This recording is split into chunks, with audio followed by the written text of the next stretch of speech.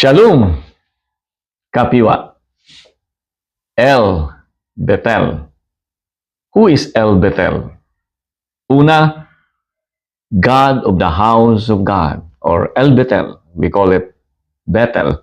Emphasizes God's presence. Worship God's presence and covenant.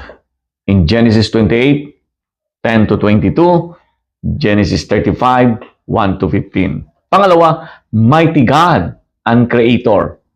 El Bethel showcases divine power, wisdom, and provision. Genesis 14, 18 to 22, and Psalm 104, 1 to 35. And finally, or rather, the third one, covenant keeper. El Bethel honors and fulfills promises to his people. In Genesis 28, 13 to 15, and Luke 1, 68 to 73. A covenant-keeping God. El Bethel. What is the meaning of El Bethel's name? Una, God of Bethel, or God of the house of God.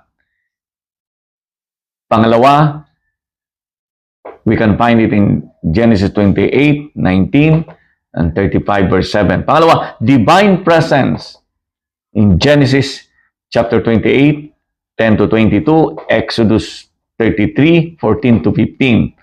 Then pangatlo, finally, covenant loyalty. Genesis 28, 13 to 15, and Psalm 89, 1 to 8. Paano nga ba gumagawa, kumikilos? How El Bethel works. Number one, establishes covenant relationship. Pangalawa, provides spiritual nourishment. Pangatlo, protects and guides. Then, pangapat, fulfills promises. Ngayon dadako po tayo sa pagkakilala kay El Bethel. Ano naman po ang pang-araw-araw nating pamumuhay sa pagkakilala natin sa kanyang pangalan in our response to His holy name, El Bethel. Una, seek divine presence. Recognize El Bethel's presence in worship and in daily life. Kilalanin natin araw-araw siya. Hanapin natin siya araw-araw. Sambahin natin siya. Pangalawa, trust covenant promises. Rely on El Bethel's faithfulness.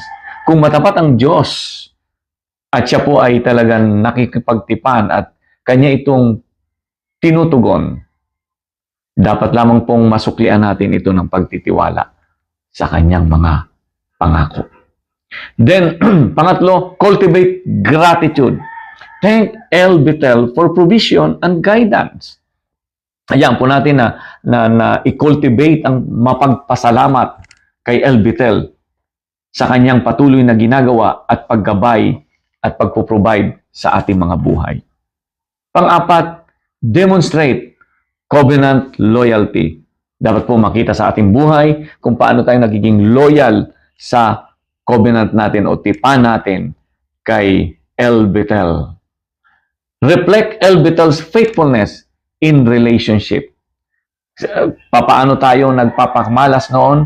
Ang katapatan natin na pakita sa ating mga kabiyak, ang katapatan natin sa ating mga anak, sa pamilya, maging sa iglesia, sa paglilingkod sa Kanya, at maging sa ating personal na buhay, sa pakikipag-ugnayan natin sa Kanya, sa Diyos, ay dapat po maging tapat tayo.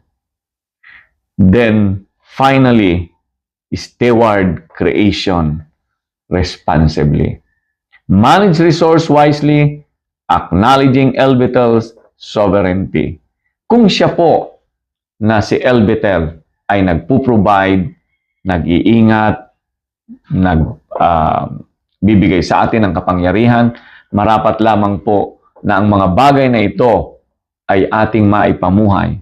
Lalo't higit, tayo pala ay merong responsable o responsible sa pangangalaga ng kalikasan, pangangalaga ng ating kapaligiran.